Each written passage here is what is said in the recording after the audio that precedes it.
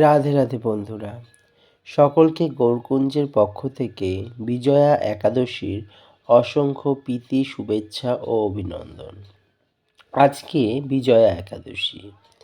প্রত্যেকে বিজয়া একাদশী পালন করুন এবং ভগবানের প্রীতি সাধন করুন। তো আজকের বিজয়া একাদশীর ব্রতকথা শ্রবণ করুন প্রসূন হালদারের কণ্ঠে। যুধিষ্ঠির বললেন, হে বাসুদেব, ফাল্গুন মাসের কৃষ্ণাপক্ষিয়া একাদশীর ব্রত মাহাত্ম্য অনুগ্রহপূর্বক আমার নিকট বর্ণনা করুন। তদুত্তরে শ্রীকৃষ্ণ বললেন, হে যুধিষ্ঠির, এই একাদশী বিজয়া নামে প্রসিদ্ধা। এই একাদশী সম্বন্ধে একসময় নারদ ঋষি কমলাসন ব্রহ্মাকে জিজ্ঞাসা করলে সেই ব্রহ্মা যা বর্ণনা করেছিলেন তাহাই আমি তোমার নিকট যথাযথ কীর্তন করব। এই পবিত্র ব্রত পাপ নাশনকারী এবং নৃপতিগণকে জয় দান করে, তাই ইনি বিজয়া নামে প্রসিদ্ধা। পুরাকালে মর্যাদা পুরুষোত্তম শ্রীরামচন্দ্র পিতৃসত্য পালনার্থ 14 বৎসরের জন্য বনে গমন করেছিলেন। সীতা ও লক্ষ্মণের সহিত রাম যখন পঞ্চবটী বনে অবস্থান করছিলেন, সেই সময় লঙ্কাধিপতি রাবণ সীতাদেবীকে হরণ করেন এবং সীতার অনুসন্ধানে রামচন্দ্র চতুর্দিকে ভ্রমণ করতে করতে মৃতপ্রায় জটায়ুকে দেখতে পেলেন এবং তার নিকটে রাবণের সীতাহরণ বৃত্তান্ত অবগত হলেন। তারপর নিহত কবন্ধকে দেখলেন। সুগ্রীবের সহিত রামচন্দ্রের মিত্রতা স্থাপন হলো এবং সুগ্রীব ও অন্যান্য বানরের সৈন্য সহিত সীতা উদ্ধারার্থ রামচন্দ্রের সহিত মিলিত হইল। ভগবান শ্রী রামচন্দ্রের কৃপায় হনুমান লঙ্কায় রাবণের উদ্যান মধ্যে অর্থাৎ সেই অশোক বাটিকাতে সীতাদেবীকে দর্শন করে শ্রীরামচন্দ্রের প্রদত্ত অঙ্গুরী তাহাকে প্রদান করিল আর অন্যান্য মহৎ কার্য সম্পাদন করে পুনরায় প্রভু শ্রীরামচন্দ্রের নিকট আবার উপস্থিত হয়ে সমস্ত ঘটনার বর্ণনা দিলেন। হনুমানের বাক্য শ্রবণ করে শ্রীরামচন্দ্র সুগ্রীবের পরামর্শে সমুদ্র তীরে গমন করলেন। সেই দুস্তর সমুদ্র দর্শনে তিনি লক্ষ্মণকে বললেন, ওহে লক্ষ্মণ, কি পুণ্যের প্রভাবে বরুণালয় অগাধ সমুদ্র উত্তীর্ণ হওয়া যায়। উহা ভয়ঙ্কর জলজন্তু দ্বারা পরিপূর্ণ। কিরূপে উত্তীর্ণ হব তার কোনো উপায় স্থির করতে পারছি না আমি। তো এর উত্তরে লক্ষ্মণ বললেন, সর্ববেত্তা আদিদেব আপনি, আপনাকে আমি কি উপদেশ দেব? তবে বগদালভ্য নামক মুনি এই দ্বীপে অবস্থান করেন। এই স্থান হইতে অর্ধযোজন দূরে তাঁর আশ্রম, আর সেই অর্ধযোজন দূরে বগদালভ্য মুনি তার আশ্রমে বিরাজমান। তো হে রাঘব, আপনি সেই প্রাচীন ঋষি শ্রেষ্ঠকে ইহার উপায় জিজ্ঞাসা করুন। তো লক্ষ্মণের এই মনোরম বাক্য শ্রবণপূর্বক সেই মহামুনির দর্শনার্থ রামচন্দ্র সেখানে গমন করলেন। দেবগণ যেরূপ মস্তক অবনত করে বিষ্ণুকে প্রণাম করেন, ভগবান রামচন্দ্রও তদ্রূপ ভক্তরাজ মুনিকে প্রণাম করলেন এবং মুনিবর রামচন্দ্রকে পুরাণ পুরুষ ভগবান বলে অবগত হলেন। তখন ঋষিবর সানন্দে তাঁকে জিজ্ঞাসা করলেন, হে রামচন্দ্র, কী উদ্দেশ্যে আপনার এ স্থানে শুভাগমন হয়েছে, তা আপনি কৃপাপূর্বক বর্ণনা করুন।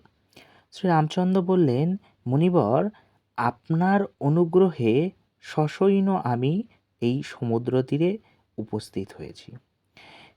রাক্ষসগণের লঙ্কা বিজয় করাই আমার প্রধান উদ্দেশ্য। যাহাতে এই দুস্তর সমুদ্র আমি উত্তীর্ণ হতে পারি, তার উপায় অবগত হওয়ার জন্য আপনার কৃপা প্রার্থনা করি। আপনি আমার শরণাগত বলে আমাকে সেই উপায় বলে দিন। তো যখনই ভগবান শ্রীরামচন্দ্র বললেন যে আমি আপনার শরণাগত, আপনি দয়া করে বা কৃপাপূর্বক আমাকে উপায় বলে দিন, তার বাক্য শ্রবণ করে তখন মুনিবর সুপ্রসন্ন চিত্তে পদ্মলোচন ভগবান শ্রীরামচন্দ্রকে বললেন, হে রাম, আপনার অভীষ্টসিদ্ধির নিমিত্ত সম্প্রতি ব্রতগণের মধ্যে যে উত্তম ব্রত তাহাই করণীয় বলে জানিবেন। ফাল্গুন মাসের কৃষ্ণপক্ষিয়া বিজয়া নামক একাদশী ব্রত পালনে আপনি নিশ্চয়ই সসৈন্য সমুদ্র উত্তীর্ণ হতে পারবেন। এই ব্রতের বিধি আপনি শ্রবণ করুন। বিজয় লাভ করতে দশমী দিবসে অর্থাৎ দশমীর দিনে সুবর্ণ, রজত বা তাম্র অথবা একটি মৃত্তিকা নির্মিত কলস সংগ্রহ করবে। তাতে জল ও আম্রপল্ল প্রদানপূর্বক ওই কলসটি চন্দনাদি দ্বারা শোভিত করে তদুপরি সুবর্ণ নির্মিত অর্থাৎ সোনা নির্মিত নারায়ণ মূর্তি স্থাপন করবেন। একাদশী দিনে যথাবিধি প্রাতঃস্নান করত উক্ত কলসের কণ্ঠে মাল্য চন্দনাদি দ্বারা ভূষিত করে উত্তম স্থানে স্থাপন করবেন এবং গুবাক ও নারকেলের দ্বারা অর্থাৎ এই নারকেল আদি সমস্ত ফল দ্বারা তাকে পূজা করবেন। পঞ্চবাদ্য এবং জপসহ সেই ঘটপরি বিন্যাস করবেন। গন্ধ, পুষ্প, ধূপ, দীপ, নৈবেদ্য আদি দ্বারা পূজা সমাপনান্তে সেই কলসের নিকট হরিকথা কীর্তনে সমস্ত দিন যাপন করবেন। রাত্রিকালে জাগরণ করত ব্রতের অখণ্ডত্ব অর্থাৎ অছিদ্যত্ব বিধানের জন্য গৃহীত দীপ সর্বক্ষণ প্রজ্বলিত রাখবেন। দ্বাদশীর দিনে সূর্যোদয়ের পর সেই কুম্ভকে বিসর্জনের জন্য নদী কিংবা তরাক সমীপে বিধিপূর্বক পূজা করে বিসর্জন দেবেন এবং ওই মূর্তি বেদপারক ব্রাহ্মণকে দান করবেন। এতৎসহ অন্যান্য দানও যথাশক্তি বিধেয়। এই ব্রত প্রভাবে নিশ্চয়ই আপনার বিজয় প্রাপ্ত হবে। ব্রহ্মা বললেন, হে নারদ, ঋষিবাক্য অনুসারে ব্রতাচরণের ফলে পুরুষোত্তম ভগবান শ্রীরামচন্দ্র বিজয়ী হলেন, আর সীতাপ্রাপ্তি, লঙ্কাজয় ও রাবণ বধ হলে শ্রীরামচন্দ্র অতুল কীর্তি লাভ করলেন। সুতরাং বিধিপূর্বক যে সকল মানব এই ব্রত পালন করবেন তাদের এ জগতে জয়লাভ ও পরলোকে অক্ষয় সুখ প্রাপ্তি সুনিশ্চিত এটি জানিবে। তো হে যুধিষ্ঠির, এই নিমিত্ত উক্ত বিজয়া যে একাদশী ব্রত অবশ্য কর্তব্য। ইহার মাহাত্ম্য পাঠ ও শ্রবণ করলে বাজপেয় যজ্ঞের ফললাভ হয়। স্কন্দপুরাণে এই একাদশীর মাহাত্ম্য বর্ণিত হয়েছে।